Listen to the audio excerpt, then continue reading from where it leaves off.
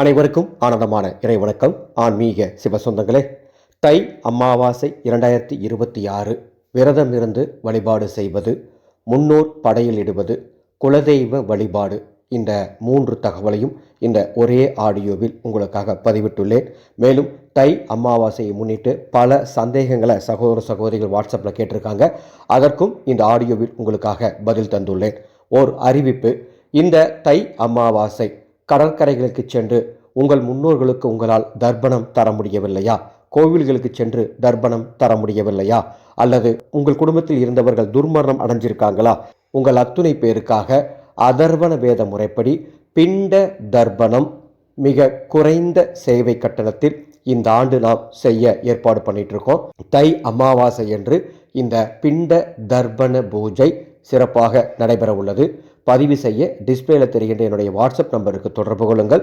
ஒரு விசேஷ பிரசாதமும் அனுப்பி வைக்கப்படும். தை அமாவாசை இந்த ஆண்டு எத்தனாம் தேதி வருது? 18/1/2026 தை 4 ஞாயிற்றுக்கிழமை அதிகாலை 1:20 அமாவாசை திதி தொடங்கி மறுநாள் அதிகாலை 2:31 வரை அமாவாசை திதி இருக்கின்றது. ஆக தை அமாவாசை ஜனவரி 18ஆம் தேதி. நீங்கள் எத்துணை பிஸியான மனிதராக இருந்தாலும் சரி, நீங்கள் எவ்வளவு பெரிய இடத்தில் இருந்தாலும் சரி, அல்லது எவ்வளவு பெரிய கஷ்டத்தில் இருந்தாலும் சரி, இந்த தை அமாவாசை உங்கள் முன்னோர்களை நினைத்து நீங்கள் வழிபாடு செய்ய தவறிவிடாதீர்கள். ஒரு மனிதனுடைய வாழ்க்கையில் அடுத்த நிலைக்கு அந்த மனிதன் உயரணும், அந்த குடும்பம் அடுத்த நிலைக்கு போகணும் அப்படின்னா முன்னோர்களுடைய அருளாசிங்கிறது ரொம்ப ரொம்ப முக்கியம். நீங்கள் எத்தனை தெய்வங்களை வணங்கினாலுமே முன்னோர் வழிபாட்டை, முன்னோர்களுக்கு செய்ய வேண்டிய கடமையை நீங்கள் சரியாக செய்யலைன்னா அது உங்கள் முன்னேற்றத்தை தடுக்கும். நம்முடைய வேதத்தின்படி ஒவ்வொரு மாதமும் வரக்கூடிய அமாவாசை திதி முன்னோர்களை வணங்குங்கள் அப்படின்னு நம்ம வேதம் சொல்லுது. ஒவ்வொரு மாதமும் வணங்க முடியலனா கூட ஒரு குறிப்பிட்ட மாதம், அதாவது ஆடி மாத அமாவாசை, புரட்டாசி மாத அமாவாசை, தை அமாவாசை, இந்த 3 அமாவாசையிலையாவது உங்கள் முன்னோர்களை வணங்கி விடுங்கள். அப்பொழுதுதான் உங்கள் குடும்பம் நன்றாக இருக்கும் அப்படின்னு நமது வேதம் சொல்லுது. எனவே அன்பு சொந்தங்களே, தை அமாவாசையை தவற விட்டுறாதீங்க. இந்த தை அமாவாசைக்கு கடலுக்கு சென்று அங்கு முன்னோர்களுக்கு தர்ப்பணம் தரக்கூடிய வாய்ப்பு இருக்கிறவங்க தவறாமல் அந்த கடமையை செய்து விடுங்கள். அல்லது உங்க ஊர்லேயே கோவில்லையே தர்ப்பணம் கொடுக்கிறவங்க தாராளமாக கொடுக்கலாம். அல்லது உங்க வீட்டில் அந்தணர்களை வரவழைச்சு யாக வேள்வி நடத்தி முன்னோர்களுக்கு செய்ய வேண்டிய கடமையை செய்கிறவங்க செய்யலாம். இதில் எதுவுமே செய்ய முடியலனாலும் பரவாயில்ல, அன்று எள்ளும் தண்ணீரும் இறைத்து முன்னோர்களை வணங்கி முன்னோர்களுக்கு படையலிட்டு அவர்களுக்கு மரியாதை செய்தாலே போதுமானது. நிச்சயம் முன்னோர்களின் அருளாசி கிடைக்கும். இப்படி தை அமாவாசை வழிபாட்டை நீங்கள் செய்யறதுனால உங்களுக்கு என்ன கிடைக்கும்?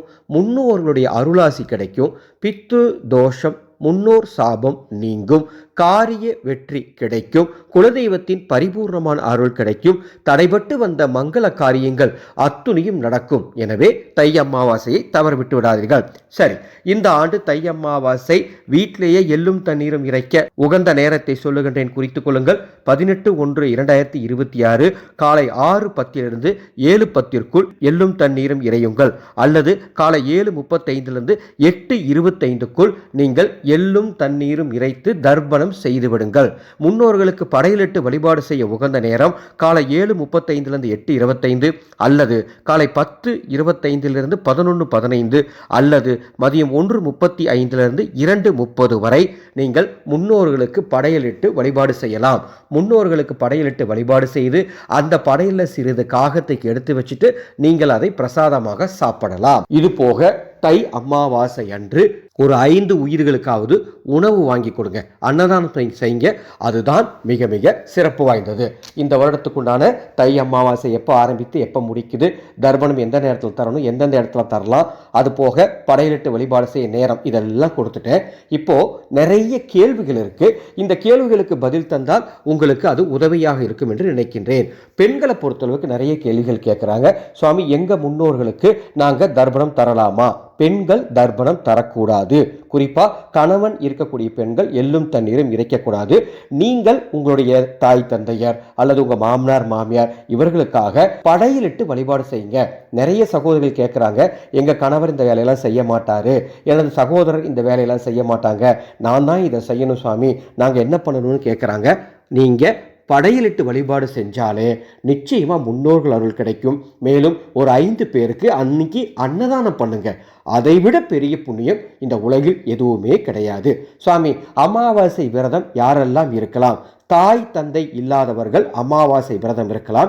அல்லது 2 பேர்ல யாராச்சும் ஒருவர் தவறுனா கூட அமாவாசை விரதம் இருந்து வழிபாடு பண்ணலாம். மற்றவர்கள் விரதம் இருந்து வழிபாடு பண்ண வேண்டியதில்லை.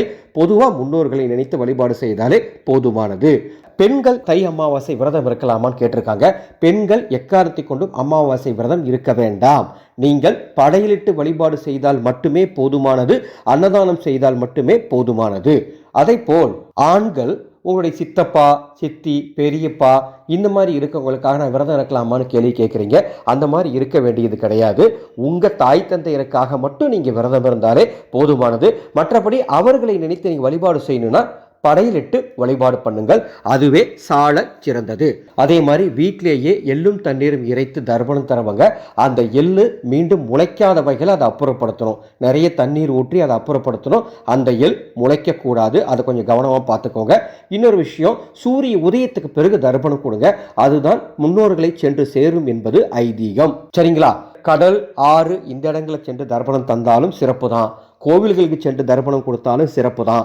அந்தணர்களை வீட்டிற்கு அழைத்து தர்ப்பணம் தருவதும் சிறப்பு தான். நீங்கள் வீட்டிலே எளிமையாக எள்ளும் தண்ணீரும் இறைத்து வழிபாடு செஞ்சுட்டு முன்னோர்கள் படையலிட்டு வழிபாடு செஞ்சாலும் சிறப்பு தான். இதில் ஏதாவது ஒன்று கண்டிப்பாக செய்து விடுங்கள். உங்கள் குடும்பம் நன்றாக இருக்கும். இந்த வழிபாடெல்லாம் செஞ்சு முடிச்சுட்டு ஒரு 5 பேருக்கு அன்னதானம் செஞ்சு முடிச்சுட்டு அன்று மாலை 6 மணிக்கு மேலே உங்கள் வீட்டு பூஜை அறையில் 5 தீபங்கள் கிழக்கு அல்லது வடக்கு திசை நோக்கி ஏற்றுங்கள். இந்த தீபம் ஏற்றுவதற்கு நமது ஆனந்தொளி அறக்கட்டளையின் மந்திர சக்தி தீப எண்ணெய் இருந்தால் அதை ஊற்றுங்கள் அல்லது நெய் ஊற்றுங்கள். தீபம் ஏற்றி ஏதேனும் நெய்வேத்தியம் வைத்து உங்கள் குலதெய்வத்தை நினைத்து பிரார்த்தனை செய்து கொள்ளுங்கள். வாய்ப்பு இருக்கிறவங்க அன்று மாலை ஏதாவது ஒரு ஆலயம் சென்று அங்கேயும் தீபம் ஏற்றி வழிபாடு செய்து கொள்ளுங்கள். உங்கள் குலதெய்வத்தின் பரிபூர்ணமான அருள் கடாட்சம் கிடைக்கும் என்பதை மகிழ்ச்சியோடு தெரிவித்துக் கொள்கின்றேன். அன்பு சொந்தங்களே, தை அமாவாசை நமது ஆனந்தொளி அறக்கட்டளையின் அன்னசேவா குழு சுமார் 5000 பேருக்கு மேல் உணவு தானங்கள் செய்வதற்குண்டான அனைத்து ஏற்பாடுகளும் செஞ்சுட்டு இருக்கோம். இந்த புனிதமான சேவைக்கு உங்கள் குடும்பம் சார்பாக பங்களிப்பு தந்து முன்னோர்கள் அருளை பெற்று ஆனந்தமாய் வாழ உங்கள் அத்துணை பேரையும் அழைக்கின்றோம். டிஸ்பிளேல எங்களது கூகுள் பே, போன்பே நம்பர் கொடுத்திருக்கேன். இந்த வீடியோ கேட்கிற டிஸ்கிரிப்ஷன் பாக்ஸ்லையும் Google Pay number, PhonePe number தரப்பட்டுள்ளது. மனமிருந்தால் உதவுங்கள். முன்னோர்கள் அருள் உங்கள் குடும்பத்திற்கு கிடைக்கட்டும். இந்த ஆடியோவை உங்களுக்கு தெரிந்த அத்துணை பேருக்கும் பகிர்ந்து கொள்ள வேண்டும் என்று அன்போடு கேட்டுக்கொள்கின்றேன். மகா சிவராத்திரி பிப்ரவரி 15 தவறவிட்டு விடாதீர்கள். வீட்டில் இருந்தபடியே நீங்கள் சிவ தரிசனம் காண மகா சிவராத்திரி வாட்ஸ்அப் குழு தொடங்கியாச்சு. பதிவுகள் நடந்துட்டு இருக்கு. என்னுடைய வாட்ஸ்அப் நம்பருக்கு தொடர்பு கொள்ளுங்கள். அதனுடைய பதிவு விவரங்கள் தருகின்றேன். மீண்டும் அடுத்த ஒரு பதிவில் சந்திக்கின்றேன். ஆனந்தம் மலரட்டும், ஆனந்த ஒளி பரவட்டும்.